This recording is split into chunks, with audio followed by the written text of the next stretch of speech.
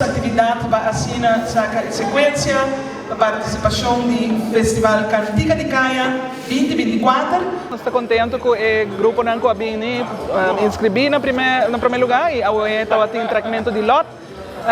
Sempre nós estamos de algo fun, algo leuk e ela vai hobby bom, dus com o tratamento de lot e agora que nós estamos finalizando o último ponto of the E para o festival mês que está tomando lugar outro weekend.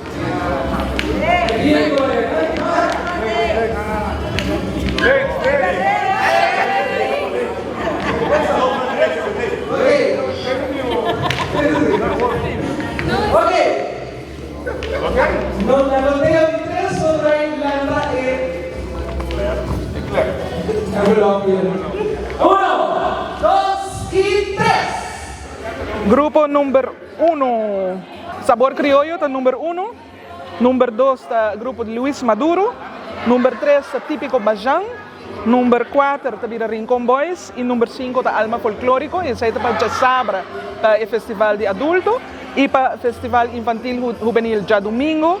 Nós temos número 1 está Típico Don Juan. Número 2 está Brisa Tropical. E número 3 está Alma Folclórico. Nós temos um total de, para o festival de Jassabra, de adulto, nós temos um total de 5 participantes, de cantantes. E para já domingo de infantil juvenil, nós temos 6 participantes. Nós decidimos para ter 2 dias separados, porque se você põe de 5 pessoas com participação e 6 muitas, é por vir muito largo e não quer acaba muito largo para muitas, mas aí nós decidimos para split. E nós esperamos que outro ano nós por haya hobby mais jovem e muito também para participar, porque nós quer panang também haya esses de festival de Cantica de Caia, para a full celebração do Dia do Brasil. Cada um de vocês para follow nos página de Facebook, Fundação Chico Harms, e assina você queda op de hoogte de toda a atividade que você vai ter de agua para adiante. É um de Jassabra, 8 horas, entrada está 10 florim para adultos, 5 florim para mucha. E vamos a bem trempang, a porta não é para o setor cava, como eu por bini.